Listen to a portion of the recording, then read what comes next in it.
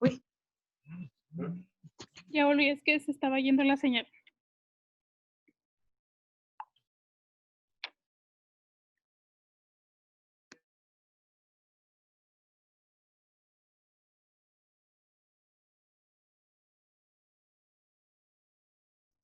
¿ya había hablado el doctor o todavía no?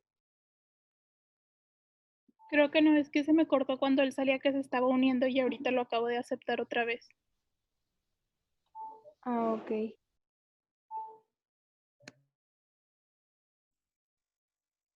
¿Me escuchan? Sí, Sí. Ok. Sí. Esta es la plática inicial. sí, esa es la primera de respiratorio.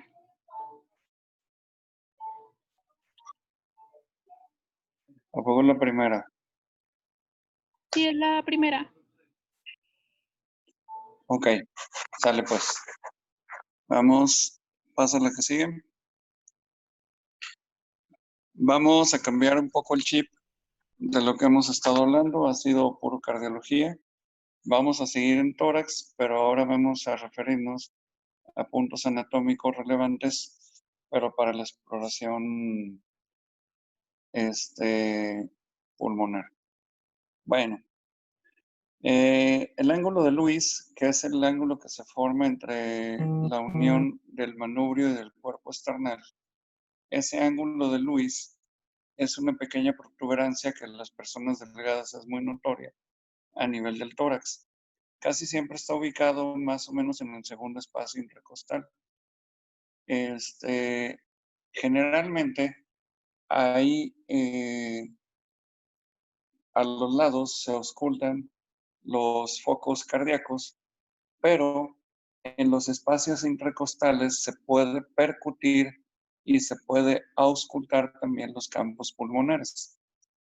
Y la otra situación, se puede hacer una correlación anatómica superficial con elementos profundos dentro del tórax y uno de los que se relaciona ahí es la tráquea. La que sigue. Muy bien.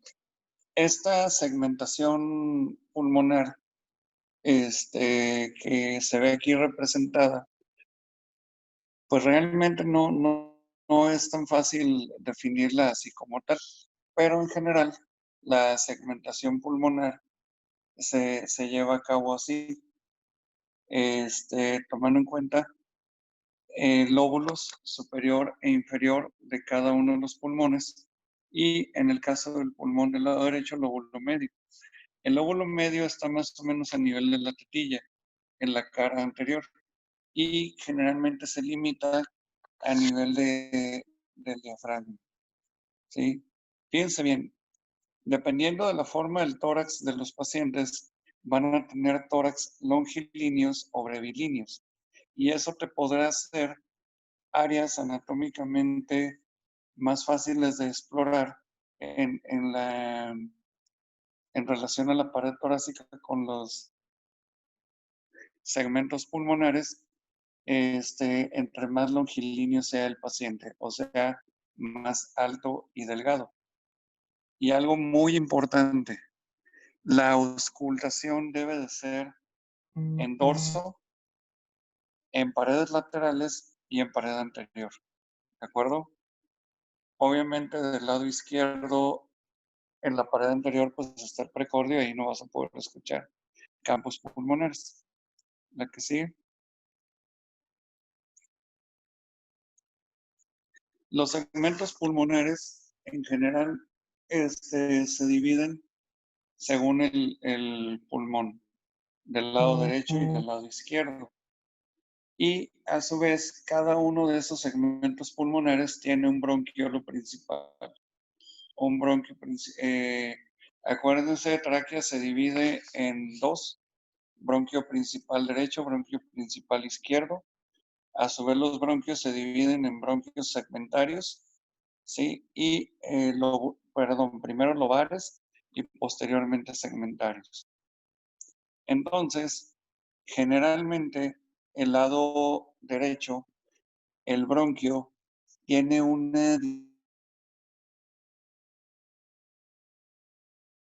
más, y en el lado izquierdo el bronquio tiene una disposición más horizontal, en el nacimiento con la tráquea. Entonces, es por eso el motivo que cuando hacemos una intubación orotraqueal, en un número importante de ocasiones, si no somos cuidadosos, el tubo endotraqueal se va hasta el bronquio derecho. Muy bien. Los segmentos pulmonares, pues no hay otra, se los van a tener que aprender de memoria. Son 10 del lado derecho, son 8 del lado izquierdo. ¿De acuerdo? La que sigue. Bueno, fíjense bien.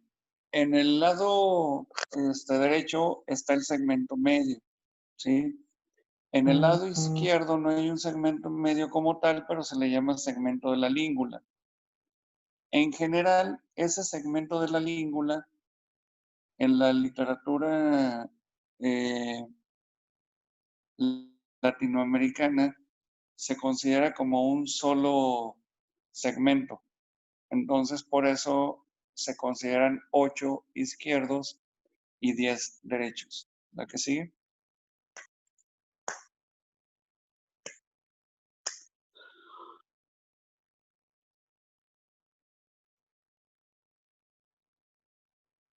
En general, los bordes anatómicos del pulmón, pues obviamente no los vemos representados porque está cubierto por la caja torácica, ¿verdad?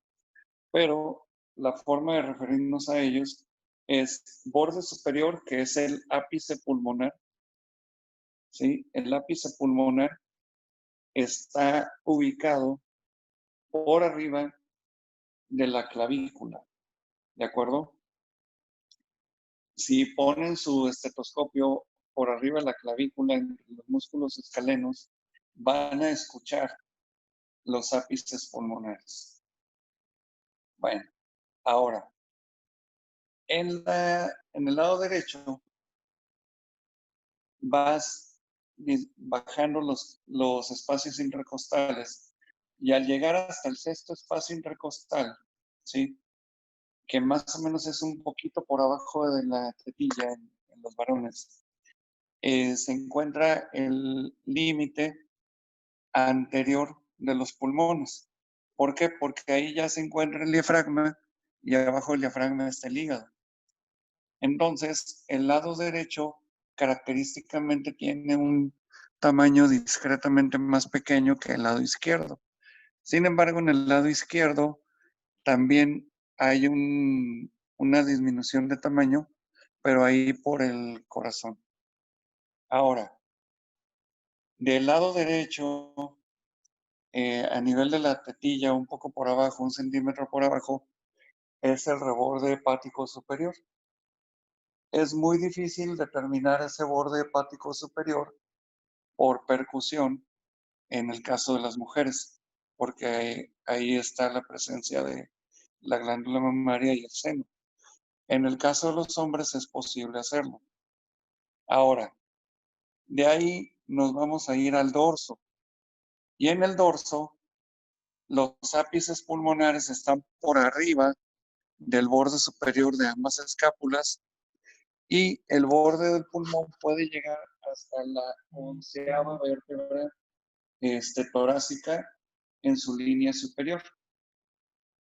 Esto es con inspiración profunda. ¿De acuerdo? Ahora, trazas una línea diagonal de la sexta costilla hasta la 11ª o 10ª línea torácica, vértebra torácica, y ese es el borde lateral de los pulmones. La que sigue. En general, la auscultación te va a dar mucho mayor información en el dorso que en la pared anterior. ¿De acuerdo? Bueno, como ya habíamos mencionado, en la cara anterior vas a encontrar solamente vértices de pulmón, ápices, y vas a encontrar lóbulos medios o lóbulo de la língula. El lóbulo inferior casi en su totalidad se explora en la pared posterior del tórax, en el dorso y en la pared lateral. La que sigue. Bueno, aquí es lo que estamos viendo, los bordes mediastínicos y en los bordes posteriores. El mediastino en el borde posterior se considera que ocupa el espacio que ocupa la columna vertebral. Entonces, obviamente ahí no vas a auscultar nada. Entonces, los sitios de auscultación en la pared posterior son paravertebrales. Y en la parte superior, a un lado de esos segmentos paravertebrales, están las escápulas. Entonces, estos segmentos de auscultación se llaman interescápulovertebrales. ¿De acuerdo? La que sigue.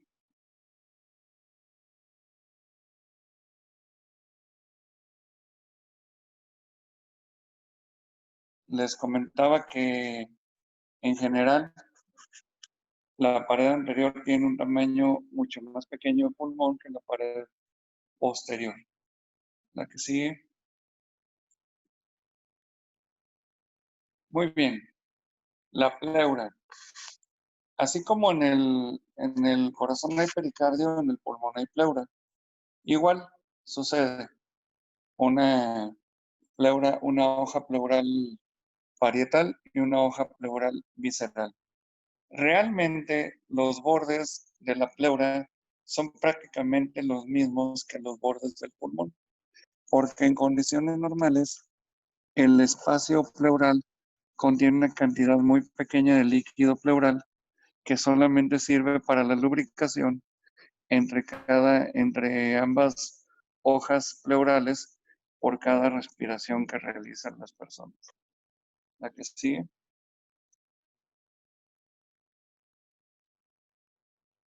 Bueno, los principales signos y síntomas del aparato respiratorio. Tos. Tos, por definición, es el acto reflejo de la aspiración forzada contra la glotis cerrada.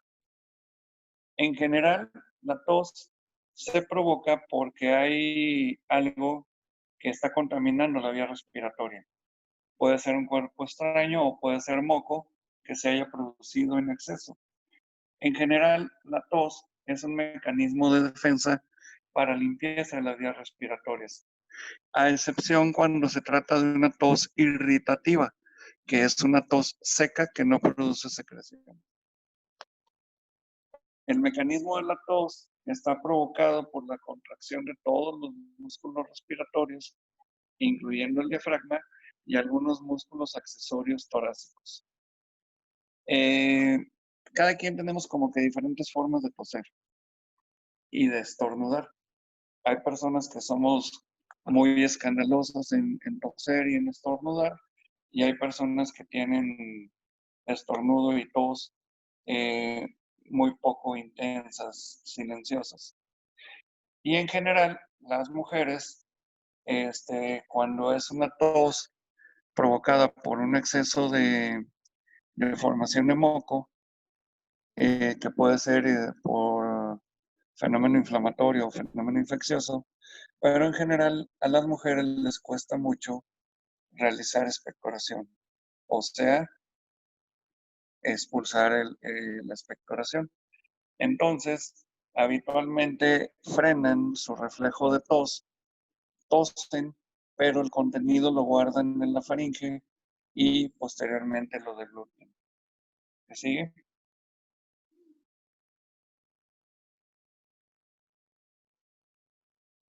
Hay diferentes tipos de tos.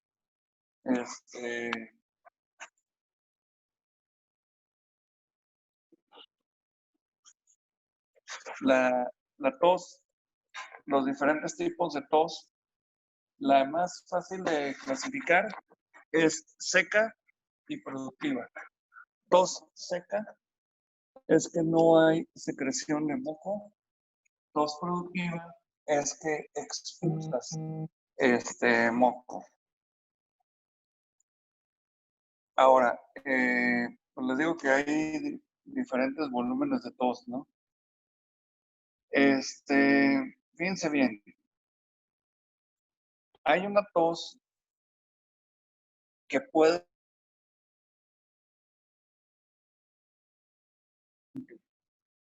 ¿sí? Toses tanto y tan frecuentemente que te provoca disnea. Y hay otro tipo de tos que se conoce como emetizante.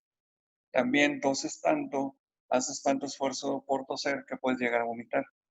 Y la tos perruna,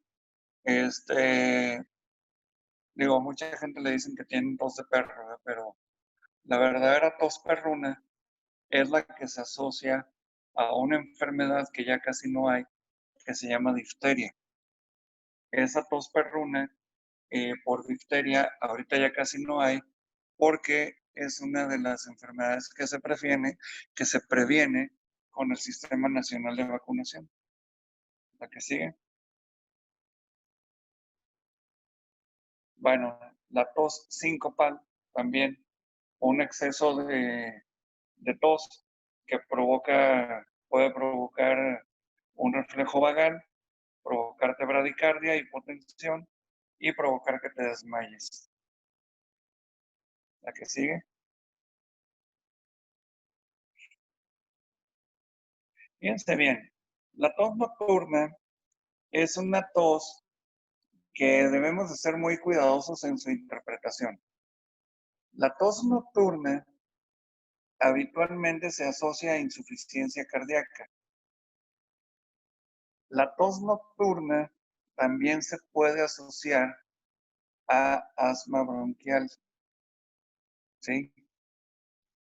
Pero si no hay datos para pensar en insuficiencia cardíaca y no hay historia de asma bronquial, la principal causa de tos nocturna es por microbroncoaspiraciones.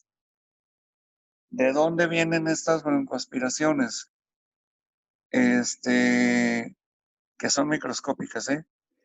La gran mayoría viene de reflujo gastroesofágico, donde el material que refluye llega hasta el cardias, sí, que es el esfínter esofágico superior, se proyecta hacia la faringe y a nivel de la faringe se puede pasar hacia la tráquea.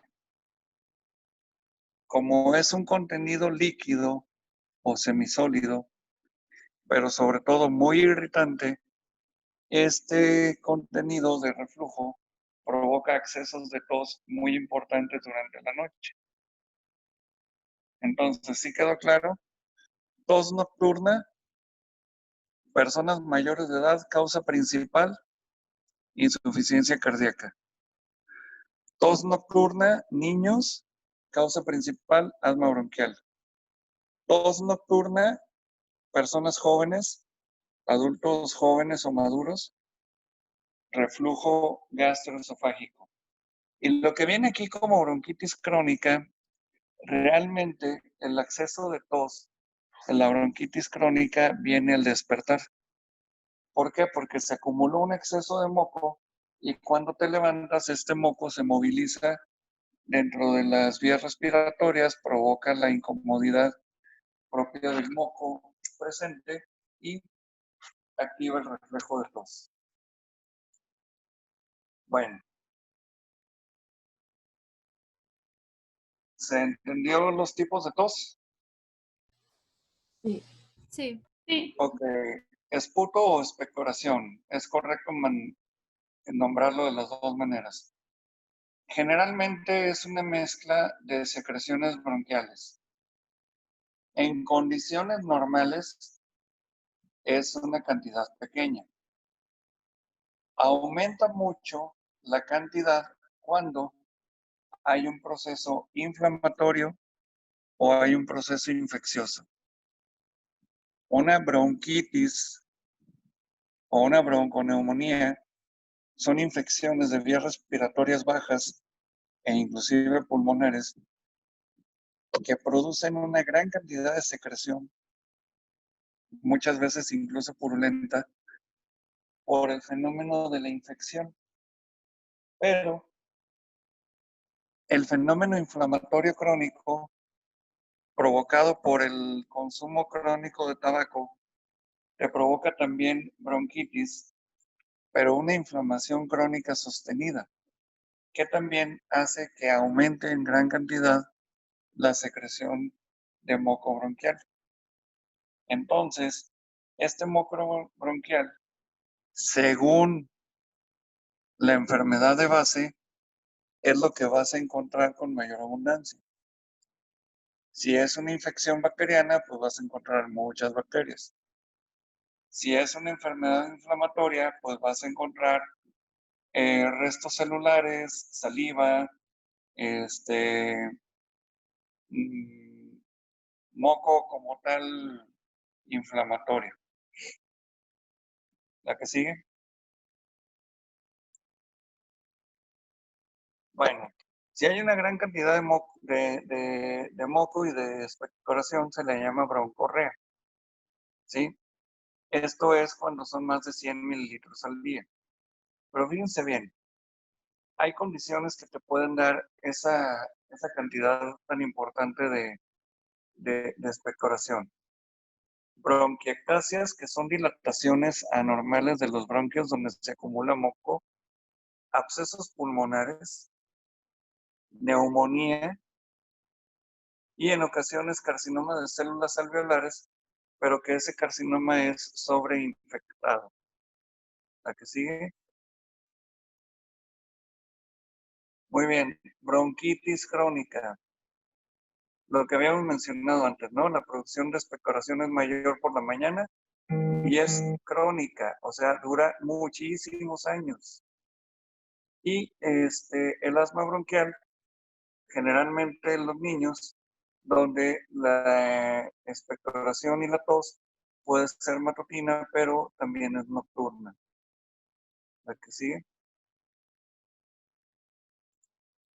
Bueno, dependiendo de las características de la expectoración, vamos a poder evaluar o pensar en si hay algún tipo de bacteria predominante. La expectoración verde o amarilla generalmente son infecciones bacterianas y generalmente son por estreptococo. El color negro está presente en neumoconiosis, que es por la aspiración de polvos minerales que está presente en trabajadores de la minería o en personas que trabajan en algunas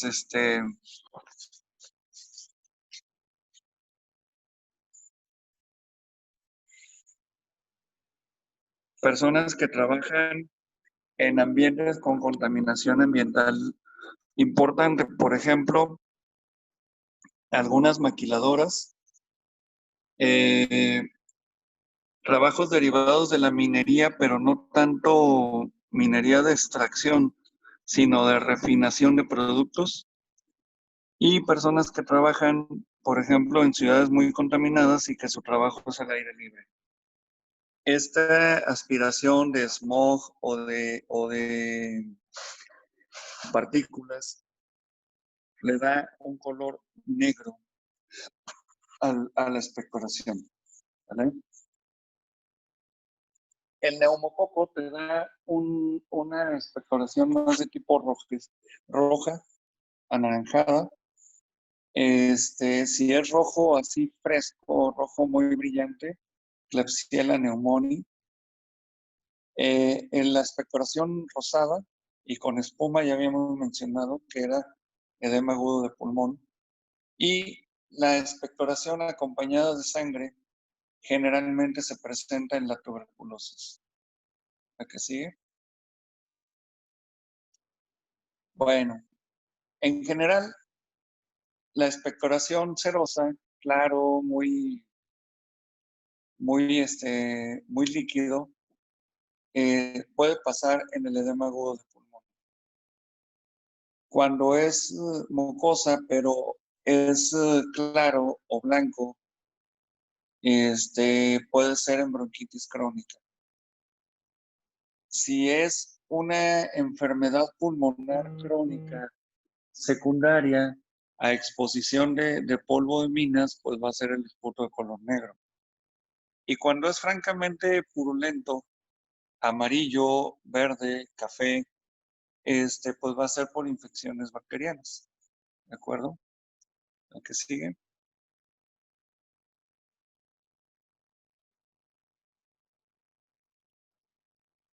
En el asma bronquial muy grave,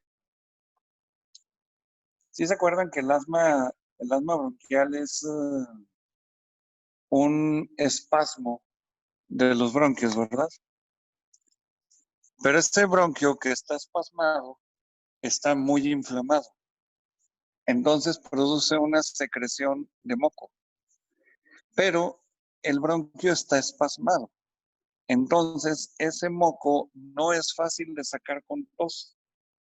Hasta que no se libera el espasmo bronquial, ese moco puede viajar para salirse de ese sitio.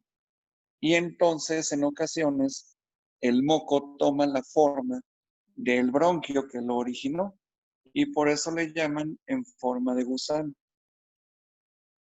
Ahora, microscópicamente, en condiciones normales, la composición del moco pues van a ser mucopolisacáridos y epitelio que se ha ido descamando de la cobertura normal de los bronquios.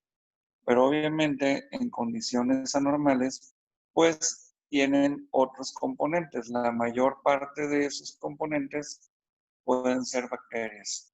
La que sigue. Ahora, el olor de la expectoración también te puede dar una orientación a qué tan grave es la infección.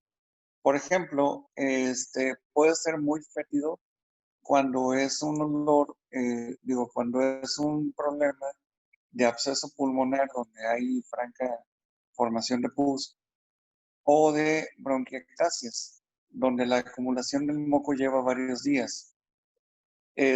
Algunos anaerobios también pueden provocar un olor de esputo muy desagradable, sobre todo pseudomonas. ¿La que sigue? Hemoptisis. ¿Qué es la hemoptisis? La hemoptisis es la expulsión de sangre a través de la tos. Esa expulsión de sangre se da por diferentes enfermedades, ¿sí? Pero fíjense bien, cuando tienes expulsión de sangre con tos, ¿cuál debe ser el principal diagnóstico diferencial? ¿Cuál se les ocurre?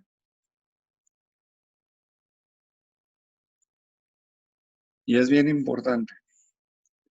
De esto depende en gran medida el tratamiento. ¿Cuál se les ocurre que sea esta? ¿No era lo de tuberculosis? No. El principal diagnóstico diferencial es un hematemesis. Debes de diferenciar muy bien si la sangre viene del tracto respiratorio o viene del tracto digestivo. Esto es súper importante.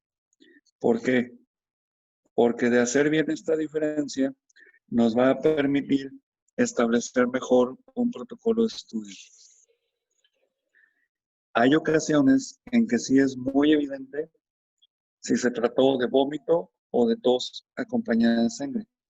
Pero hay ocasiones en que no puedes definir cuál de las dos cosas pasó, sobre todo cuando el paciente pierde el estado de alerta por el volumen de sangrado o son personas mayores en las que no te dan información confiable. ¿De acuerdo? Doctor, ya quedan 4 minutos. Bueno, si quieren terminamos esta diapositiva de hemoptisis y ahí la dejamos. Entonces, ¿quedamos claros cómo debe ser el diagnóstico diferencial inicial? Sí. Hay enfermedades que producen hemoptisis clásicamente, que era lo que estábamos hablando, ¿no? Dos enfermedades que producen hemoptisis muy clásicas son la tuberculosis que ya mencionaron, pero también el cáncer broncogénico. Esas dos generalmente son hemoptisis fuertes, las de cáncer broncogénico. ¿Por qué? Porque la hemoptisis es cuando el cáncer destruye una de las arterias bronquiales. Otra enfermedad que forma cavernas y que provoca hemoptisis, la principal es la tuberculosis, pero la segunda en importancia son las infecciones micóticas. Y hay un tipo de hemoptisis que se le llama pseudohemoptisis. ¿Por qué? Porque son infecciones que provocan secreciones de color rojo, ¿sí? Y eso se confunde con sangrado. ¿Sale? A ver, la que sigue. Bueno, ahí la dejamos y mañana vemos lo de gravedad de hemoptisis porque es importante determinarla y me voy a tardar más del tiempo que queda. Entonces, chicos, nos vemos mañana. Me recuerdan mañana si podemos ver clase a las 7 de nuevo, ¿sale? Sí. Hasta mañana. Muy bien. Hasta mañana. Hasta mañana. Gracias. Contrario.